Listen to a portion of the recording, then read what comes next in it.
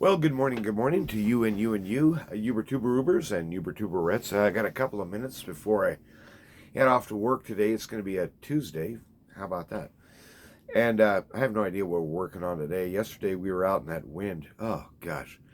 On Sunday it was a beautiful day in terms of weather, and like pollen out the wazoo. Is just itchy in my eyes, and oh, well, the wind came in.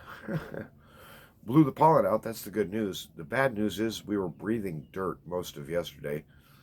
The aerosol dirt, if you can imagine. Hey, there's a product idea for you.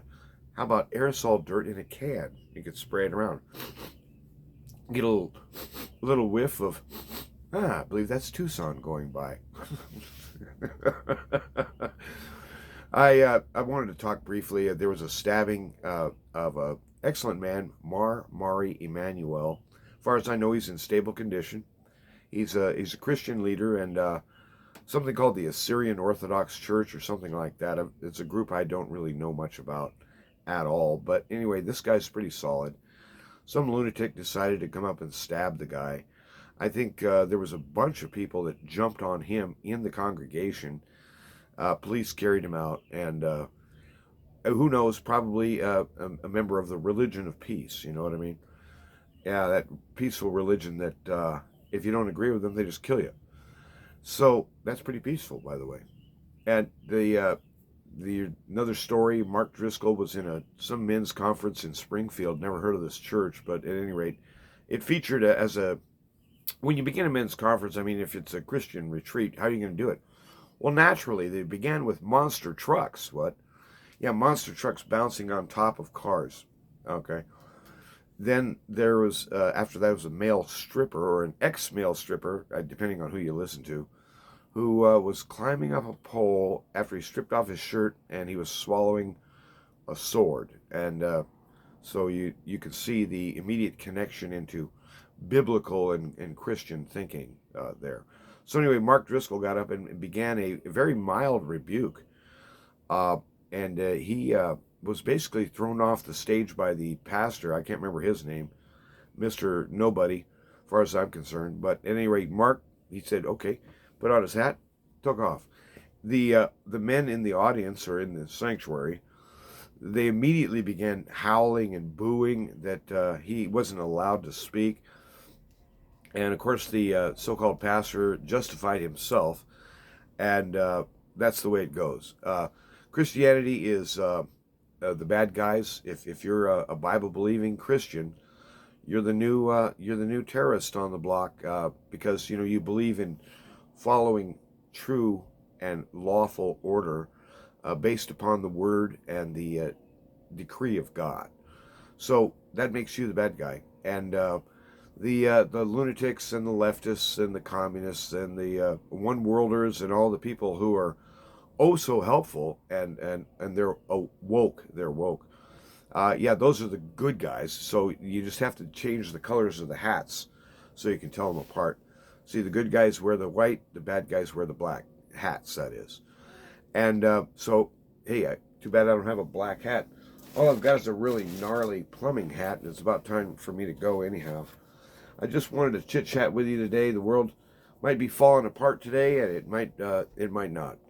The little theater over the weekend in Israel, having to do with weapons coming in.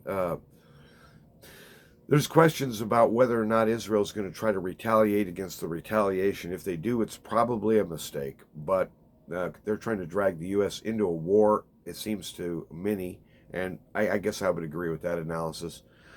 Do we need really another war in that region? I mean, how's that going to help you or me? Probably not. So we got to think and we got to pray and we got to sift through all the details and all the conflicting opinions. And you come up with your own opinion, and I hope it's based upon the counsel of the Word in your life. So that's the thing that's going to kind of hold my hat on today. As I hope the wind doesn't come back. That was nuts yesterday, but I wish I had the sense to photograph it or film it as a sort of a "Don't move to New Mexico" ad Stay away. The weather's horrible here. You can't even breathe because of the brown air. Because there's too many people moving in here. That's my opinion. Now, that was not founded on Christian Counsel, by the way. That was just founded on, I don't like crowds. And I don't understand why people even want to live in a big city. So when we get going out here today, and I'm focused on trying to get something put together and make it happen on time, you got to think back. What really matters? Does it really matter today? Well, they say it does. But what really matters today is this: if, as I'm walking along, as if when you're walking along, are you hearing the word in your mind? The idea being that He dwells with us. He dwells in our hearts. We have now in us a supernatural principle, a new life which has no end. Walk in that as you go through your plumbing job, or I'm sure you're probably not a plumber. There might be a few out there, but as you're going through your work today, or whatever you're doing, taking care of people, or just minding your own darn business, are you doing it from a perspective that He has stepped into this world, especially to find people just like you and me, and to take us with Him to a place where things make sense? Things will make sense in the new creation, because justice and righteousness will perfectly prevail. There's a thought for you today. Have a good day, and don't let them wear you down.